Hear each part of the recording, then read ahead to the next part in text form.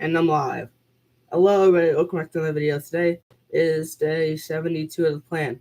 So, yesterday I read 2 Samuel chapters 14 through 17. So today I'll be reading chapters 18 through 21.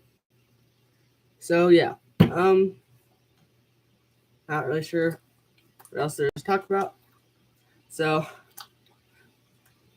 let's get into the video. Chapter 18. Absalom's defeat. David reviewed his troops and appointed commanders of thousands and hundreds over them. He sent out the troops, a third under Joab, a third under Joab's brother Abishai, under son of Zeruiah, and a third under the Iragat. The king said to the troops, "I must also march out with you. You must not go," the people pleaded. "If we have to flee, they will not pay any attention to us.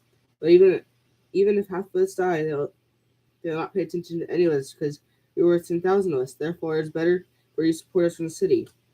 "I will do whatever you think is best," the king replied to them. So they stood beside the city gate while all the troops marched out hundreds and thousands. The king commanded Joab, Abishai, and Ittai, "Treat the young man Absalom gently for my sake." All of the people heard the king's orders to all the commanders about Absalom. And David's force marched the field to engage Israel in battle, which took place in the forest of Ephraim. Israel's army was defeated by David's soldiers, and the slaughter there was vast that day. 20,000 dead. The battle spread over the entire area, and that day the forest claimed more people than the sword. Absalom's death. Absalom was riding on his mule when he happened to meet David's soldiers. When the mule went under the tangled branches of a large oak tree, Absalom's head was caught fast in the tree. The mule under him kept going, so he was suspended in midair. One of the men saw him and informed Joab. He said, "I just saw Absalom hanging in an oak tree."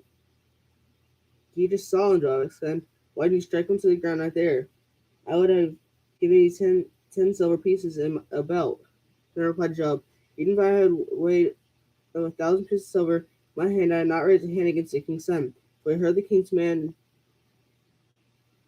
you, for I heard the king command you, Abishai and I, protect the young man Absalom for me. If I had jeopardized my own life, and nothing is hidden from me, king, you would have abandoned me." Joab said, "I'm not going to waste time with you." He then took 3 spears in his hand and thrust them in Absalom's chest. While Absalom was still alive in the oak tree, 10 young men who were Joab's arm bearers surrounded Absalom, struck him, and killed him. Joab blew the ram's horn, and the troops broke out the pursuit of Israel because Joab restrained them. They took Absalom, threw him in the large pit in the forest, and raised up a huge round of stones over him. And all of Israel fled, each to his tent. When he was alive, Absalom had taken a pillar and raised it for himself in the king's valley, because he thought, "I have no son to preserve the memory of my name." So he named the pillar after himself. It is still called the Absalom's monument today. Ahimaaz, son of Zadok, said, "Please let me run and tell the king the good news that the Lord has vindicated him by freeing him from his enemies." The Lord replied to him, You are not the man to take good news today. You may do another day, but today you aren't taking good news, because the king's son is dead." Joab then said to Cushite, "Go tell the king what you have seen." Cushite bowed to Joab and took off running. However, Ahimaaz, son of Zadok, persisted and said to Joab, "No matter what, please also let me run to Cushite." Joab replied, "My son, why do you want to run, since you won't get a reward? No matter what, I want to run." "Then run," Joab said to him. So Ahimaaz ran by the plain and outran the Cushite. David was sitting between the city gates when a watchman came up through the city gate all over the wall. The watchman looked over and saw a man running alone. He called out and told him, the king. The king said, "He's alone, he bears good news." At first the runner came close, watched another man running. He called to the gatekeeper, "Look, another man is running alone. This one's also bringing good news," said the king. Watchman said, "The way first man looks like the way Ahimaaz, son of Zadok, runs. This is a good man. He comes with good news," the king commented. Ahimaaz called out to the king, "All is well," and paid homage to the king with his face to the ground. He continued, "Blessed be the Lord your God. He delivered the men who rebelled against my lord the king. The king asked, "Is the young man Absalom all right?" Ahimaaz replied, "When Joab sent his king's servant and your servant, I saw a big disturbance, but I don't know what it was." The king said, "Move aside and stand here." So they stood to one side. Just then Cushite came and said, "May the Lord King hear the good news. The Lord has vindicated you today by freeing you from all who rise against you." The king asked the Cushite, "Is the young man Absalom all right?" The Cushite replied, "I wish that the enemies of my lord, the king, along with all who rise up against you, with evil intent, would become like that young man." The king was deeply moved and went to the chamber above. At the city gate wept. As he walked, he cried, "My son Absalom, my son Absalom. If only I had died instead of you, Absalom, my son, my son." Chapter 19, second chapter. David's kingdom restored. It was reported to Joab, "The king is weeping. He is mourning over Absalom." That day, victory was turned into a mourning for all troops, because on that day the troops heard, "The king is grieving over his son." So they returned to the city quietly that day, like troops come in when they are humiliated after fleeing battle. But the king covered his face and cried loudly, "My son Absalom, Absalom, my son, my son." Then Joab went into the house of the king and said, "Today you have shamed all your soldiers, those who saved your life, as well as your sons, your wives, your concubines, by loving your enemies and hating those who love you. Today you made it clear that commanders and soldiers mean nothing to you. In fact, today I know if Absalom were alive and I was dead, it would be fine with you. Now get up, go out and encourage your soldiers. For I swear by the Lord that if you don't go out, not a man will remain with you tonight. This will be worse for you than all this trouble that has come up from your youth until now." So the king got up and sat in the city gate, and all the people were told, "Look, the king is sitting in the city gate." When they all came to the king in his presence, we know each Israelite had fled to his tent. People throughout the tribes of Israel were arguing among themselves, saying, "The king rescued us from the grasp of our enemies, he saved us from the grasp of the Philistines, but now he has fled from the land because of Absalom.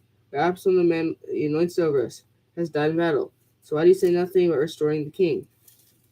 King David said a word to the priests Zadok and Abiathar, "Say to the elders in Judah, why should he be the last to restore the king in his palace?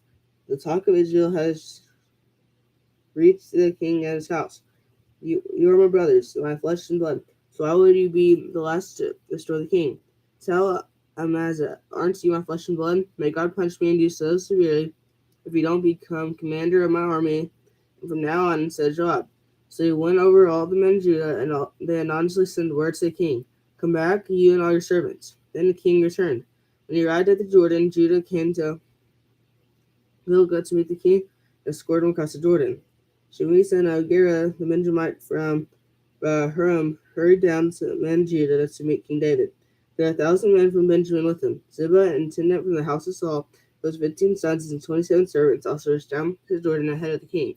They forded the Jordan to bring the king's household across and do whatever the king desired. When Shimei, son of Gera, crossed Jordan, he fell face down before the king and said to him, "My lord, don't hold me guilty, and don't remember your servant's wrongdoing on the day my lord left Jerusalem. May the king not take it to heart, for your servant knows that I have sinned. But look, today I am the first of the entire house of Joseph to come down to meet my lord the king." Abishai, son of Zeruiah, asked, "Shouldn't Shimei be put to death for this, because we cursed the Lord's anointed?" David answered, "Sons of Zeruiah, do we agree on anything? Have you become my adversary today? Should any man be killed in Israel today? And I am not aware of the day that king of Israel." So the king said to Shimei, "You will not die." The king gave him his oath. Mephibosheth, Saul's grandson, also went down to meet the king. He had not taken care of his feet, trimmed his mustache, or washed his clothes from the day the king left until the day he returned safely. When he came to Jerusalem to meet the king asked him, "Mephibosheth, why didn't you come with me?" "My lord, the king," he replied, "my servant Ziba betrayed me. Actually, your servant said, 'I'll set a donkey for myself, so I may ride up and go to the king, for your servant is lame.' Ziba slaughtered your servant to the Lord your king, but my lord the king is like the angel of God. So do whatever he thinks best. My grandfather, entirely family deserves death from the Lord the king, but you say your servant among those who eat at your table. So what further rights do I had to keep on making appeals to the king?" The king said to him, "Why keep speaking about this matter of yours? I hereby declare you and Ziba are to divide the land." Mephibosheth said to the king, "Instead, since my lord the king has come to his palace safely, let Ziba take it all." Barzillai the Gilead had come down from Rogelim and accompanied the king of Jordan to the river to see him over Jordan. Barzillai was a very old man, 80 years old, and since he was a very wealthy man, he had provided for the needs of the king while I stayed in Mahanaim. The king said to Barzillai, "Cross over with me, and I'll provide for you for my side in Jerusalem." Barzillai replied to the king, How many years of my life are left that I should go up to Jerusalem with the king? I am now 80 years old. Can I discern what is pleasant and what is not? Can a servant taste what he eats or drinks? Can I still hear the voice of your male and female singers? Why should your servant be added to a burden to my lord the king? Since the since the lake has Jordan, why should the king repay me with such a reward? Please let your servant return so that I may die in my own city near the tomb of my father and my mother. But here is your servant Shechem. Let him cross over with the Lord the king. Do for him what seems good to you. The king replied, Shechem will cross over with me, and I'll do for him what he seems good to you. And whatever you desire from me, I'll do for you. So all the people crossed the Jordan, and then the king crossed. The king kissed Barzillai and blessed him, and Barzillai returned to his home. The king went on Gilgal, and Shechem went with him. All the troops of Judah and half of Israel escorted the king. Suddenly all the men of Israel came to the king. They asked him, Why did your brothers, the men of Judah, take you away secretly and transport the king and his household across from Jordan, along with all David's men? All the men of Judah responded to the men of Israel, Because the king is our relative. Why does this make you angry? Have we ever eaten anything of the king or been honored at all? The men of Israel answered the men of Judah, We have 10 shares in the king, so we have a greater claim to David than you. Why then do you despise us? Weren't we the first to speak of restoring our king? But the words of the men of Judah are harsher than those of the men of Israel. Chapter 20, halfway through. That was a long chapter. Sheba's revolt. Now a wicked man, a Benjamite named Sheba, son of Cher, happened to be there. He blew the ram's horn and shouted, But no portion in David, no inheritance in Jesse's son. Each man is to his tent Israel. So all the men of Israel deserted David and followed Sheba, son of Bashir. But the men of Judah fought from the Lord Jordan all the way to Jerusalem, remained loyal to the king. When David came to his palace in Jerusalem, he took 7 concubines he left to take care of the palace and placed them under guard. He provided for them, but was not intimate with them. They were confined until the day of their death, living as widows. The king said to Amazah, Summon the men of Judah to me within 3 days and be here yourself. Amazah went to summon Judah, but it took longer than the time allotted to him. So David said to Abishai, Sheba, son of Bachir, will do more harm to us than Absalom. Take your lord's soldiers and pursue him, or we'll find fortified cities and elude us. So Joab's men, the Kerethites and Pethites, and all the warriors marched out under Abishai's command. They left Jerusalem to pursue Sheba, son of Bashir, and they went to the great stone and Gibeon with Amazah joined them. Joab was wearing his uniform, and over his belt around his waist with a sword in its sheath. As he approached, the sword fell out. Joab asked Amazah, Are you my brother? Then, with his right hand, Joab grabbed Amazah by the beard to kiss him. Amazah was not on guard against the sword in Joab's hand. Joab stabbed him in the stomach with it and spilled out his intestines on the ground. Joab did not stab him again, and Amazah died. Joab and his brother Abishai pursued Sheba, son of Bashir. One of Joab's young men had stood over Amazah, saying, Whoever favors Joab and whoever is for David followed Joab. Amazah had been writhing in his blood in the middle of the highway, and the man that the troops stopped. So he moved Amazah from the highway to a field and threw a garment over him, because he realized that all those who encountered Amazah were stopping. When he removed the highway, all the men passed by and followed Joab to pursue Sheba, son of Bashir. Sheba passed through all the tribes of Israel to Abel of Beth Makkah. All the Berites came together and followed him. Joab's troops came and besieged Sheba and Abel of Beth Makkah. They built a siege ramp against the outer wall of the city, while all the troops of Joab were battering to the wall to make it collapse. The wise woman called out from the city, "Listen, listen, please tell Joab to come here and let me speak with him." When he had come near, the woman asked, "Are you Joab?" "I am," he replied. "Listen to the words of your servant," she said to him. He answered, "I am listening." She said, "In the past they used to say, 'Seek counsel in Abel,' and that's how they settle disputes. I wanted the peaceful and faithful in Israel. We are trying to destroy cities like a mother's in Israel. Why should you devour the Lord's inheritance?" Joab protested, "Never, I should never devour or demolish. That is not the cause. There's a man named Sheba, son of Bashir, from the hill country of Ephraim, who has rebelled against King David. Deliver this one man, and I will withdraw from the city." The woman replied to Joab, "Watch, his head will be thrown over the wall to you." The woman went to all the people with their wise counsel, and they cut off the head of Sheba, son of Bashir, and threw it to Joab. So he blew the ram's horn, and they disappeared from the city, each to his own tent. Joab returned to the king in Jerusalem. Joab commanded the whole army of Israel.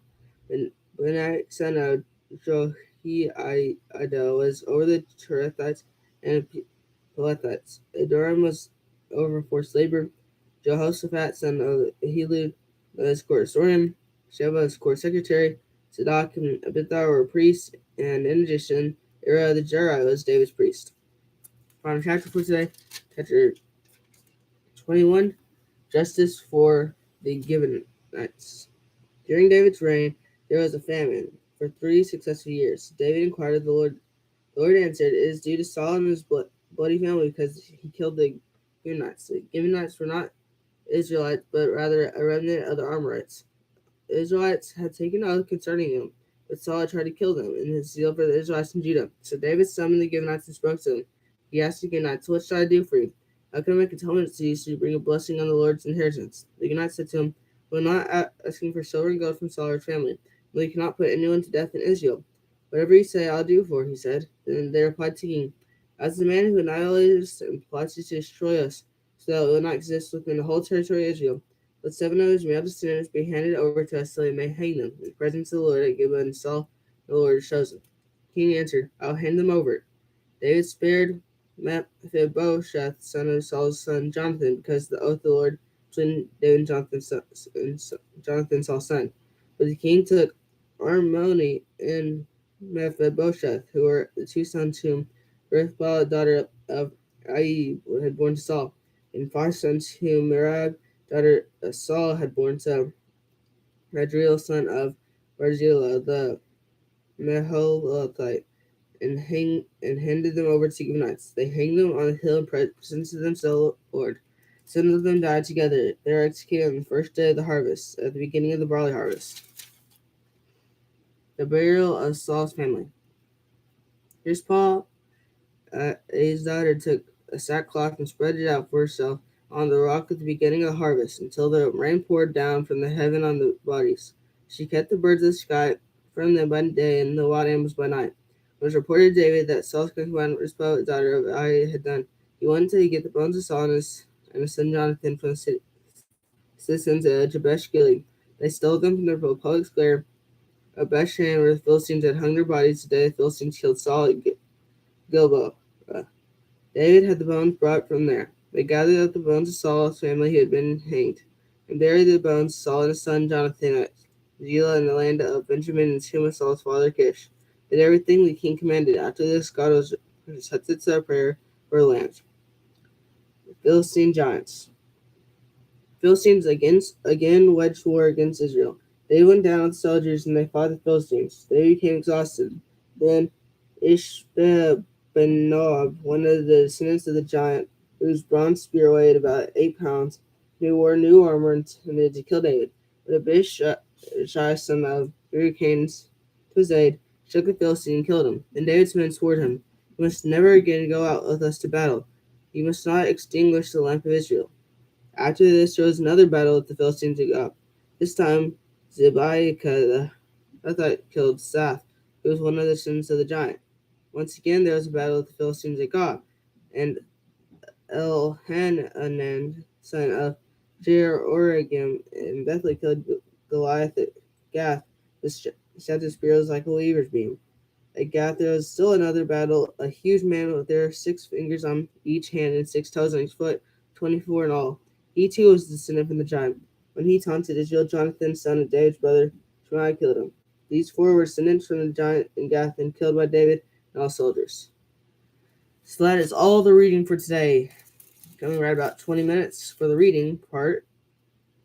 So it starts out talking about in 18 how Absalom was defeated and then he died after getting stuck in the oak tree, and then Joab threw a spear in his side and all that. And so then David's kingdom gets restored. And talks about all the stuff they do for a long time after that. How David was just really sad. And then Sheba leads a revolt, but they are finally able to stop it. But then God sends famine for 3 years, and so that David finds a way to get justice for the Gibeonites, and he start again, listens to prayer, and then they bury Saul's family, and then it talks about the Philistine giants that came after Goliath, that people and from David's army killed, and then it ends for today. And so tomorrow I'll read 2 chapters from 2 Samuel, then that'll be part 1, and then for part 2 I'll read 2 chapters from whatever book comes after that. I can't remember. See it now. 1 Kings. So I'll be reading 1 Kings tomorrow for a second part. But that is all for today. I hope you had a great day so far. Have a great day. Remember, God loves you, and goodbye.